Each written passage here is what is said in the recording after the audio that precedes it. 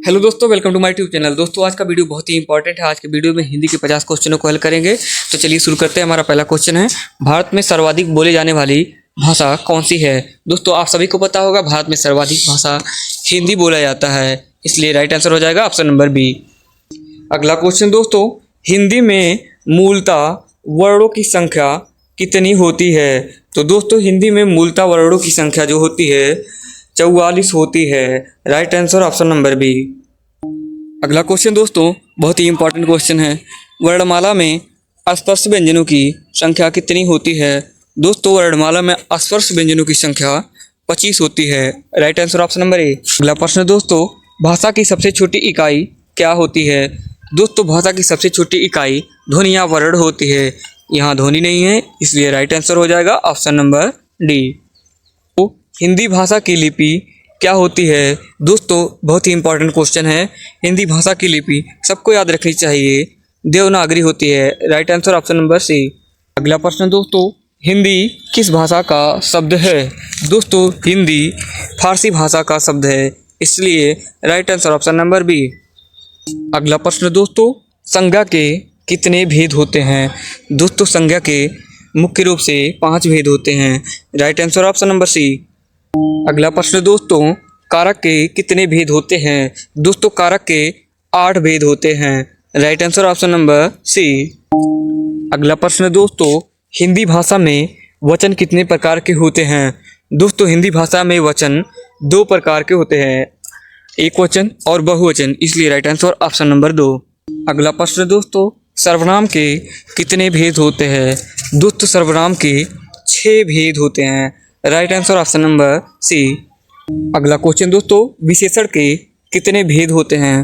तो दोस्तों विशेषण के 4 भेद होते हैं। Right answer option number B. अगला क्वेश्चन दोस्तों, समास के कितने भेद होते हैं। तो दोस्तों समास के 6 भेद होते हैं। Right answer option number C. प्रश्न दोस्तों, चौराहा में कौन सा समास है।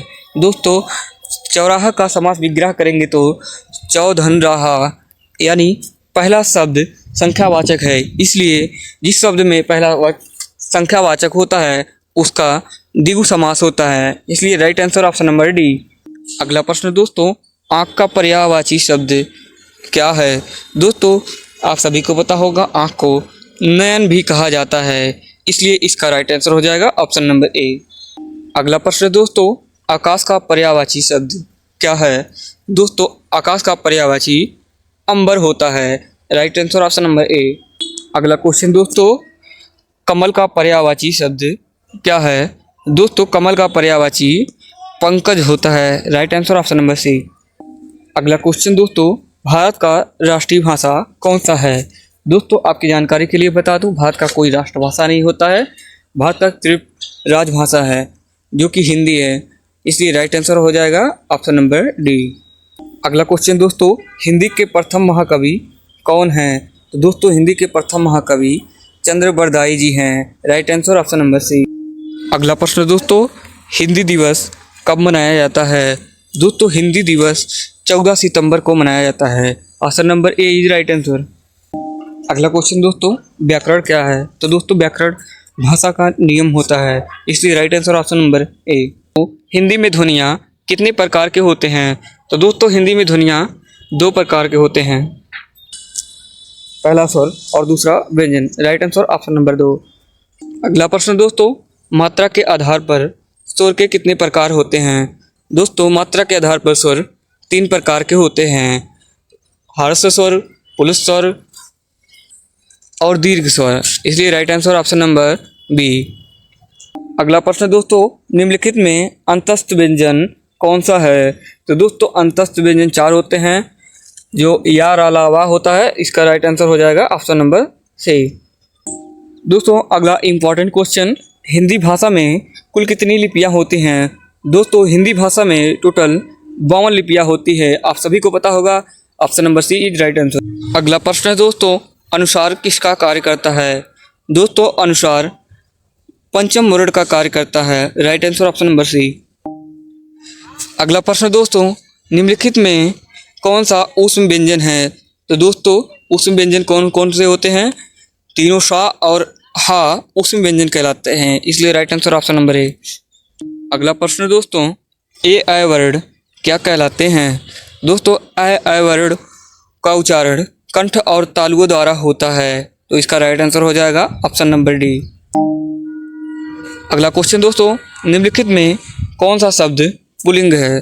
दोस्तों इनमें से विदुर शब्द पुल्लिंग है, right answer option number D. अगला प्रश्न दोस्तों, व्युत्पत्ति के आधार पर संज्ञा के कितने भेद होते हैं? दोस्तों व्युत्पत्ति के आधार पर संज्ञा के 3 भेद होते हैं, right answer option number B. दोस्तों हमारा अगला प्रश्न है, आसमान सिर पर उठाना मुहावरे का क्या अर्थ है?